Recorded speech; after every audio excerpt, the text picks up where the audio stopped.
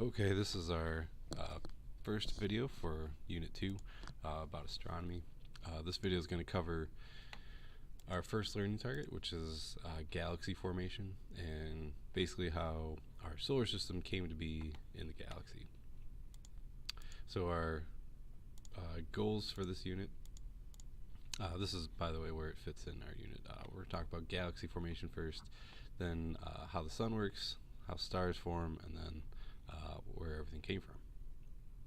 So our objectives for this learning target are to explain the size difference between the solar system, Milky Way, and the universe, to explain where and how Earth moves in our solar system and the Milky Way, and to give a rough explanation as to how the Milky Way and the solar system formed. So let's tackle the first one, our explanation, basically knowing the difference between these three terms: solar system, Milky Way, and universe. So here's Earth. Earth is one of 8 planets in our solar system, 9 if there's another planet way out there somewhere, but we haven't seen it yet, so we still call 8 planets of our solar system. We're the third one from the sun. If we back up a little bit more, our sun is one of many stars in our little neighborhood, and it's a little neighborhood of the Milky Way. So right about here, that's where our sun is of the billions of other stars in the Milky Way. If we back up a little bit more, the Milky Way is very near another galaxy called the Andromeda Galaxy, and there's a bunch of little dwarf galaxies and basically little clouds of stars that are near us. This is our local galactic group. If we back up a little bit, we're part of something called a supercluster. So one of these dots represents our galactic group. And then this is all the superclusters near us. So one of these dots represents our supercluster. And if we back up even further, it's everything that we can see in the observable universe.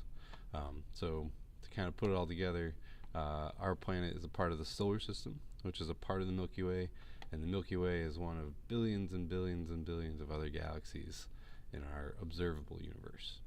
So we need to understand the solar system is the smallest of our divisions.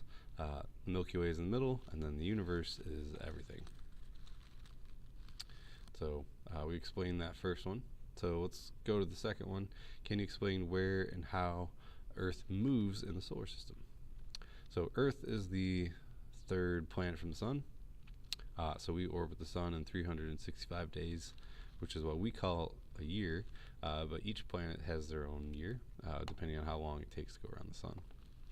But that's where we're at. But we're a part of the Milky Way galaxy, and we know we're part of a big spiral galaxy because if you look out in the night sky, we can see the dense center of the universe, or I'm sorry, the dense center of the Milky Way galaxy. And if we look above and below, there's not as many stars because we're not looking through the arms of the spiral galaxy. But we are about halfway to 2/3 of the way out, depending on the source that you look at.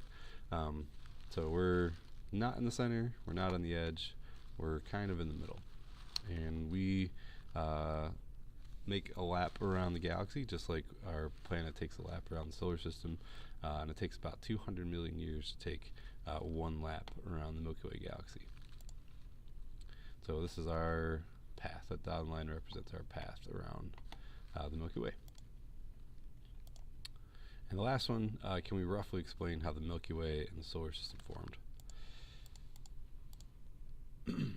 So our Milky Way galaxy started off as a gigantic cloud of gas and dust.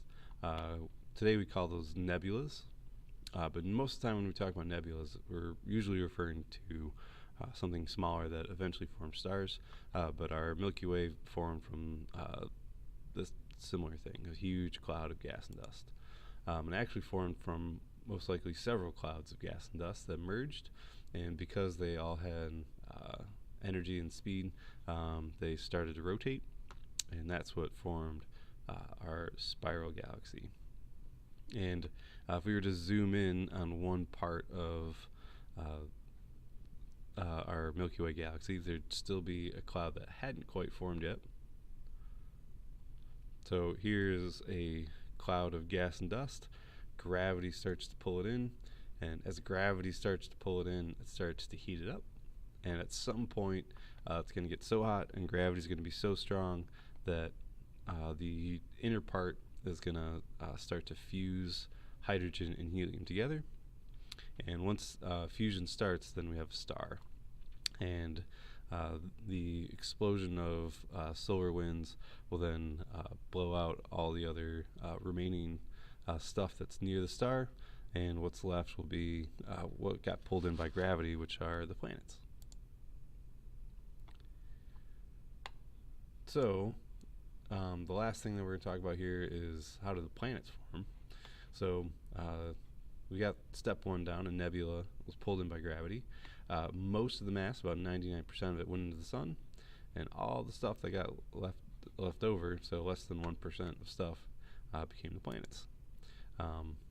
So all of this stuff that didn't go into the center is what became our planets. And that is it.